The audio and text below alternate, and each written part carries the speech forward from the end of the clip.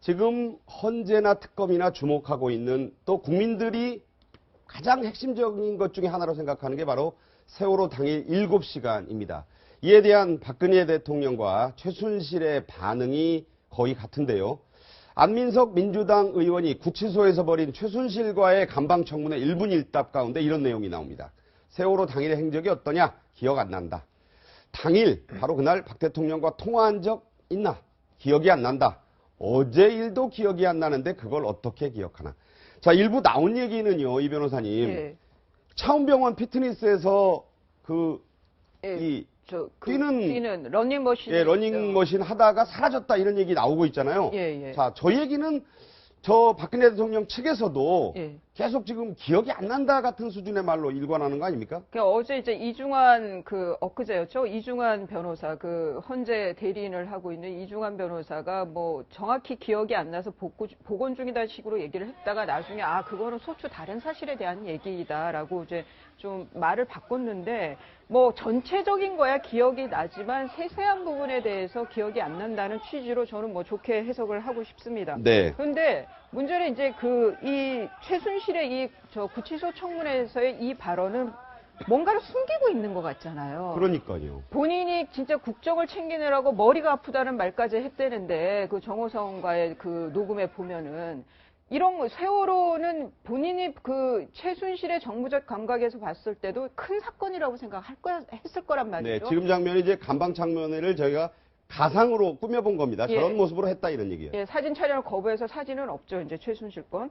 그러면은 최순실이 세월호 당일을 저는 기억 못한다라는 건 거짓이라고 보이고. 네네. 그러면 뭔가를 감추고 있는 건데 저는 주목할 거는 당시 거기 정호성 전 비서관의 또 구치소 청문회에서의 발언이죠. 중요한 얘기입니다. 예, 세월호 당일날 자기가 2시 이후에 받고 또 5시 이후에도 대통령 봤다 그랬고 그랬는데 그러면 그 관저에 누가 있었냐 그러니까 사생활이라 말을 못한다라고 했어요. 근데 처음에 저렇게 분명히 얘기를 했거든요. 예. 그랬다가 이제 내용이 좀 바뀌기도 하고 그랬는데요. 예, 네. 그래서 누가 있었는지는 대통령 사생활이라 말할 수 없다고 얘기했어요. 저는 당시 정말 이건 뭐 저의 추측입니다만은 정말 최순실이 있었던 것은 아닌가, 관저에 정호성이가 최순실을 본 건 아닌가. 아무도 없었다, 다른 사람 뭐 외부인이 아무도 없었다라고 하면은 사생활이라 말 못한다라는 발언을 할 수 있나? 저는 아니라고 보거든요. 네. 정호성 전 비서관 정도면은 말을 그렇게 뭐 툭툭 내뱉는 스타일은 아닌 걸로 보이는데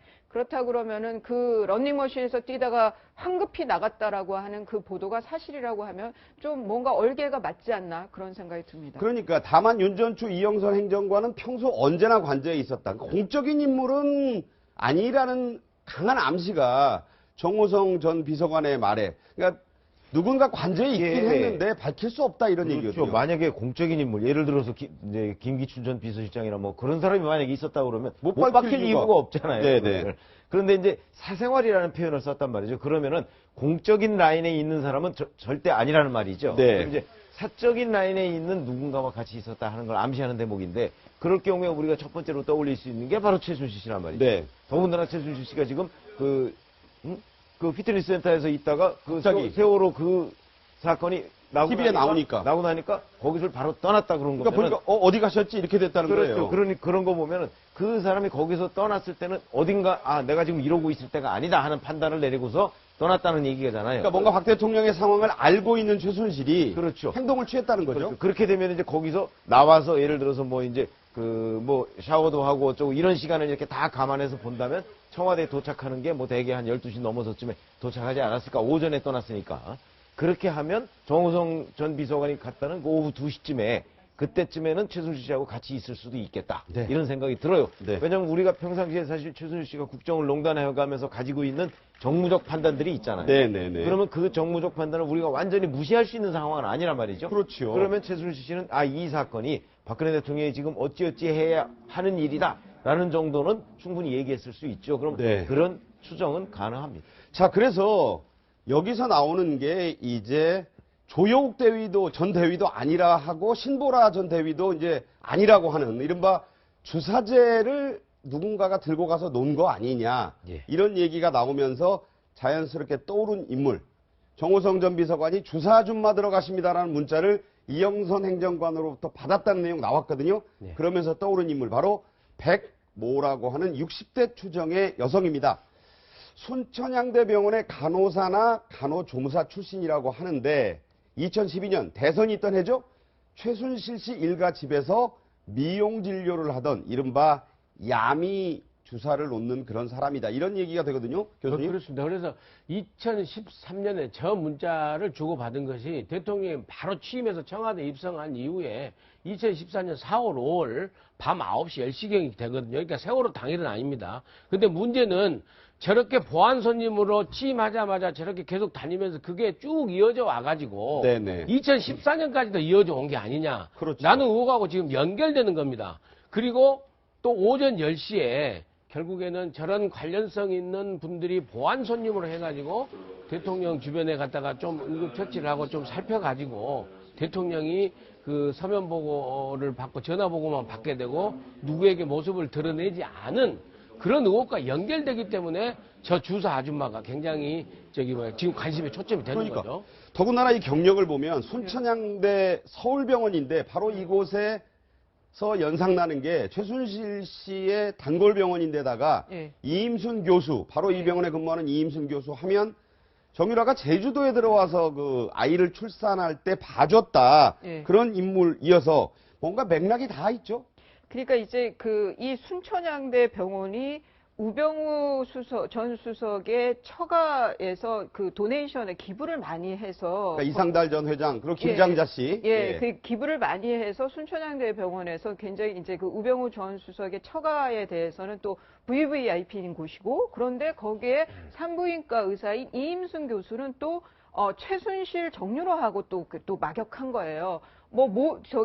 정유라가 산전 관리를 여기서 받았는지는 모르겠지만, 여하튼 출산에 그 진통이 오니까 이임순 교수한테 바로 전화를 했다는 거 그래서 아니에요? 왕진을 뭐 했다는 얘기도 나오잖아요. 그런데 환자가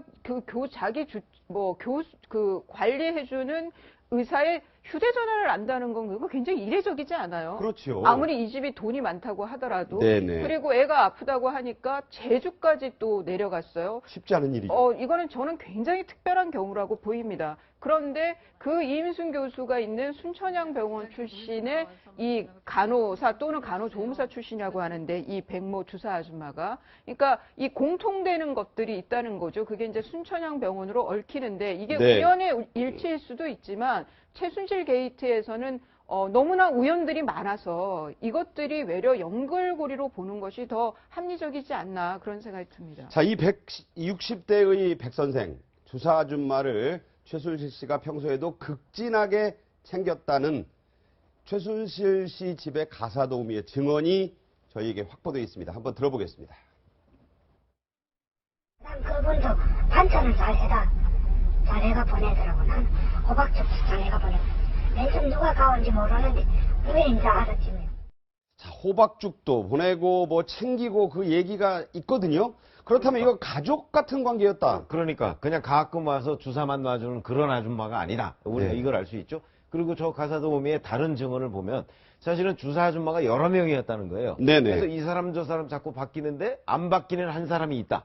그 사람이 바로 이 60대 백 선생이다. 이 얘기거든요. 그렇죠. 그리고서 이 백 선생과 최순실 씨는 서로 상당한 존칭을 써가면서 그 대접을 하더라. 선생이란 말 아무한테 하는 거 아니잖아요. 그렇죠. 그러니까 서로 상당한 또 존칭을 써가면서 하는 걸 봐서는 이 백 선생과 최순실 씨와의 관계는 굉장히 오래된 관계일 가능성이 있는 거죠. 그러다 보면 사실은 이게 다 연결되면 우리가 그러니까 상상력을 조금 동원해서 본다면 결국은 이임순 교수가 또 소개해줬을 가능성이 있고, 네. 소개해줘서 최순실 씨뿐만 아니고 최순득 씨, 장시호 씨 집에도 드나들면서 전부 주사를 놔줬고, 그렇죠? 네. 그리고 그 다음에 최순실 씨가 바로 청와대에 가서 박근혜 대통령까지 소개해서 이게 이 일련의 그 주사 아줌마가, 그러니까 아까 이영선 행정관이 정우성 전 비서관 했던 주사 아줌마 들어가십니다.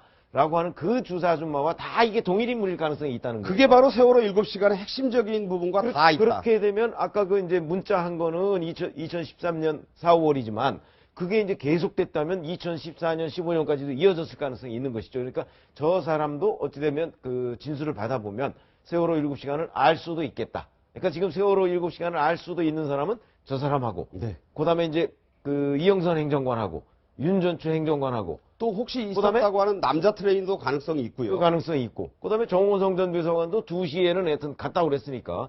그때 무슨 일이 있었는지 상황을 이렇게 묘사를 해보면 정호성 전 비서관도 어느 정도는 알고 있지 않을까. 사생활이라 말 못한다 그랬지 뭐가 아니라고 그런 게 아니거든요. 여기서 중요한 것 그렇습니다. 이른바 보안 손님 얘기인데 그렇습니다. 프리패스를 받아서 청와대 3급 행정관이 들어가십니다라고 문자를 보내고 문고리 중에 문고리인 정호성 전 비서관이 그 내용을 챙기고 자, 이 보안 손님이 이렇게 드나드는데 백 선생이 그럴 수 있다라고 한다면 이거 정말 기막히고 국가안보에 구멍이 뻥뻥 뚫린 거예요. 아, 그렇죠. 기본적으로 경호실 체계하고 의료 체계가 완전히 무너진 거 아니겠습니까? 그리고 보안 손님이 다 옛날 대통령들도 다 있었어요.